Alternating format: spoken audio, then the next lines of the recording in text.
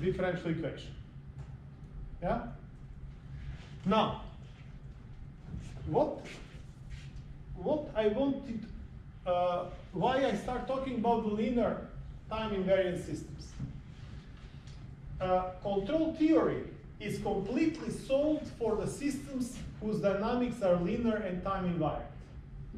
There is that book of that Russian writer Lev Tolstoy called War and Peace. And then there is one sentence in that book which says, every happy family looks alike. Every unhappy family is sad on its own. Now, there is a book written about the control technology, and the chapter related to non-linear control systems starts with the sentence, all linear systems look alike. Every non-linear system is sad on its own. Namely, once again, if you have a linear system, no matter what kind of differential equation describes, no matter what is the order, and no matter what is the state, I can always describe it in this compact form. And from this compact form, I can design the controller. And that is unfortunately not the case for nonlinear systems. For nonlinear systems, only certain classes are solved. But the most of them are, if you have a perfect solution for one nonlinear system, it may happen that you will never find a solution for another one. Yeah?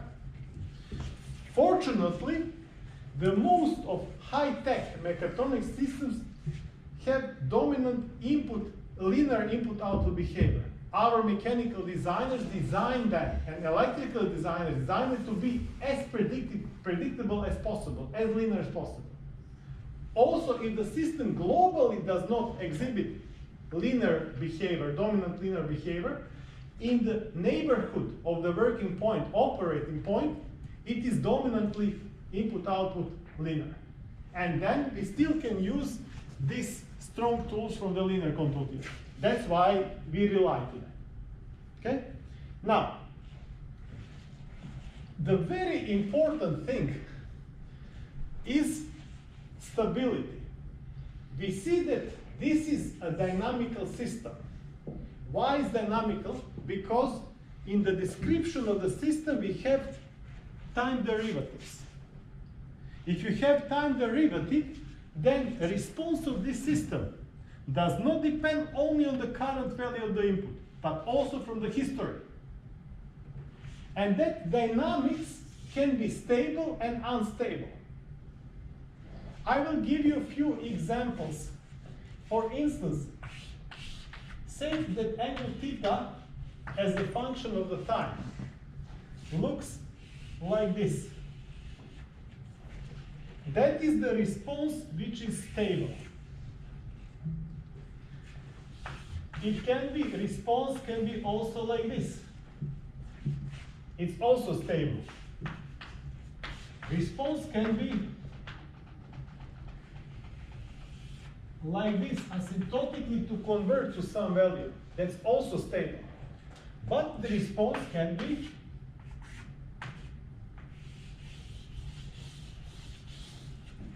like this. This is unstable. The response can be like this, also unstable. It can look, for instance, like this.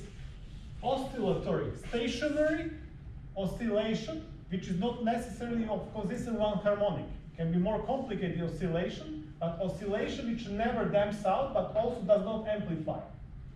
That response is so-called marginally stable. Now, if you want to control your vehicle somewhere, what do you want? Unstable, stable, marginally stable. You want stable. If you want to find at some angle, you want to come to that angle in a stable way. If you control the speeds of the wheels, you want to get that speed that you command also in a stable way, not to oscillate around that. Also, you want to reach that speed as fast as possible with the minimum possible overshoot or oscillation around it. Yeah? And then there is quite some theory and quite some concern about stability. Stability actually means that all systems, if the input of the system is bounded, then all the states and output of the system must also be bounded. That means in very global, abstract level, stability. And there is something which we call asymptotic stability. Asymptotic stability means that the output of the system, the control system typically has the following structure. Here I have a set point trajectory, which I compare with the real output of the system. Here I have the controller, which generates the control signal, which goes to the process I'm controlling. We call it professional plant. And the plant has the output. So I'm comparing the reference with the real measurement to create the error. So if this is, for instance, the command speed of the wheel of your car, this is the actual speed, which you measure by taking numerical derivative of the encoders on the wheel axis. Yeah? So if I say, hey, I want here, I don't know, how much?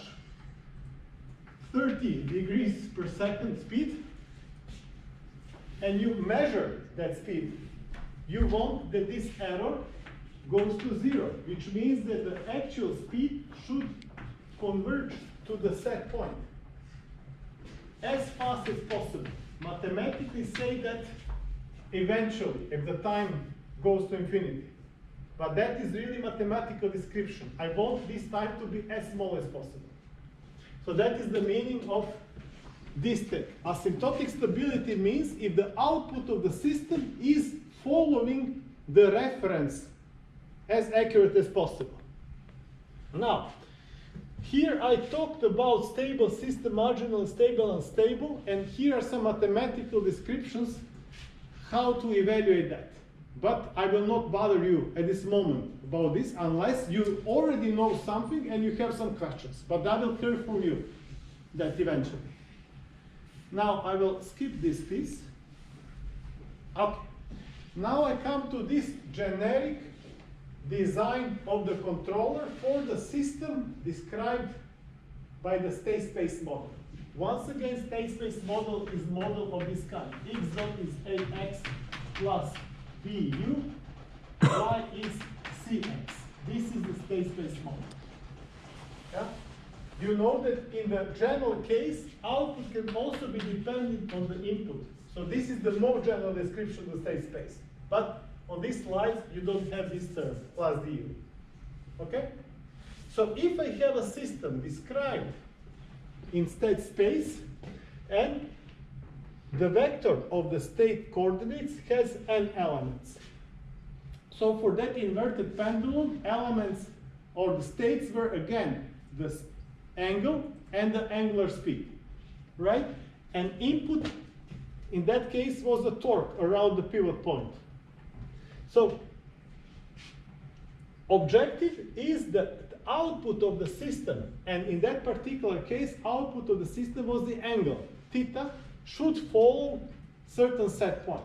For instance, I have this inverted pendulum, and I want that my inverted pendulum makes certain, for instance, trajectory, some oscillation, to follow sinusoidal profile of the angle, for instance. How should I design? How should I choose the torque U in order to reach or to achieve that control goal? So once again, I want that my output of the control system, and output of the control system I draw it here, it should follow the reference trajectory as accurate as possible. Yeah? That is what we call trajectory tracking problem.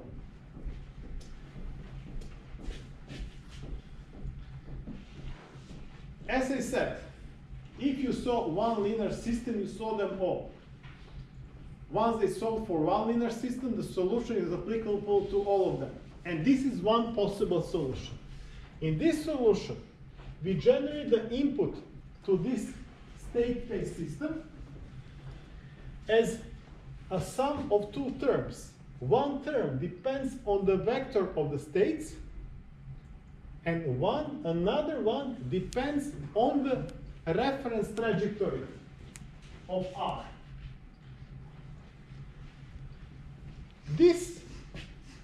gain here, k, depending on whether of dimensions of the input and of the vector state, this can be a scalar, it can be vector, or it can be matrix.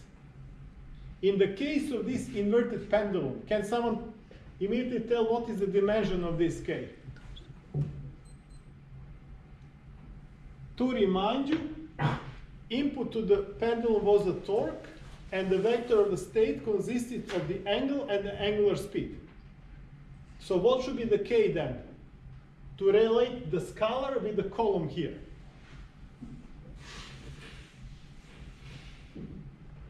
Okay. So, Row vector? Yeah, row. excellent, excellent. So u, which is tau, it is k1, k2 times x1, x2, which is k1, k2 times theta, theta. Yeah? So indeed, that is the row vector of two elements. Yeah? And f is what we call static feed-forward gain. In this particular design that I will show you here, that thing will make sure that the static error gets to zero. For instance, if I command to my theta go to 30 degrees and it starts at 0 degrees. And if I do not have this feed forward, maybe I will have a static error which will never become equal to 0. With that second term, I can make a compensation to really bring the actual angle to the desired value. Also, if we talk about controlling the speeds on the wheels of the car, or of this small vehicle that you are, car that you can controlling, if you say, hey, I want certain speed in on the wheel, with this second term, you can compensate for the static error in the speed between the reference, desired one, and the achieved, actually. And now the questions, how to design this feedback gain and how to design this static feed-forward gain. So, there are something which are called a closed loop poles. And I thought I will not need to explain what closed loop poles do mean, but maybe I will need to do that. Do you know what are the closed loop poles? You know? Yeah, more or less. Okay, so please be honest to me. So what I'm telling today is not a rocket science. So if someone wants to hear what are the closed loop poles, I will be very, very glad to explain. And do not hesitate. You know, people, one of the reasons why I left university, because they were always telling that maybe I'm very gentle with students. I do not give easily low marks. I give high marks. But I'm telling the following. It's not important where have you been. It is only important where you reached. So I never evaluate the process of learning, how much student was, smart or effective during the learning process. I only evaluate what is the final result and what student finally reached. Yeah. So then, if you are now hesitant, you think maybe I know something, but maybe I'm hesitating to ask the question because it will maybe sound stupid, whatever. Do not hesitate. Yeah. Nothing is stupid, or every question is actually a good question. But if you say we know what are the poles, excellent, that helps me a lot. Even if in 10 minutes you say, okay, I would still like to hear about the poles, let me know. No problem. Now, you prescribe desired poles, and if you prescribe desired pole, you can directly compute this feedback gain using so-called Ackermann's formula. And this Ackermann's formula, you have this always predefined row vector, which consists of zeros and the last one is 1. Then you have this matrix gamma. And this matrix gamma, you see, we call it controllability matrix. I will also soon explain what does it mean. But it is built of the matrices from the state space models. So these A and B matrices are used here. So you need to have a model in order to compute this term gamma. Right? And finally, H of A is this Ackermann's formula, where I am actually making a product of several matrices, and every matrix is made as a difference between matrix A from the state space model minus one of the prescribed closed loop pole, multiply with the identity matrix. Right? So all these identity matrices have the same dimension as the matrix A. For the inverter pendulum, that is 2 by 2. Okay? And then, if you choose the feedback matrix, feedback gain in this way, you will make sure that the closed loop system has these poles. Yeah? And the closed loop system is a system where this U is chosen once again in this particular form. Yeah? And I will write that down for you. So original system was X dot is AX plus BU. And if I choose U in this way, KX plus R, then I get a new system which has A plus BK matrix multiplying the vector of the states X plus this VFR. This matrix here defines dynamical behavior of the system under the feedback. And the first property that this matrix must ensure stability of the system under the feedback loop. But despite this stability, you can also influence performance. You can reach your set point with higher or less overshoot, with this damped settling behavior or this really highly damped response, where you wait a lot until you reach certain, when you approach the set point, or if you are unstable, you can get these sort of the responses. Now,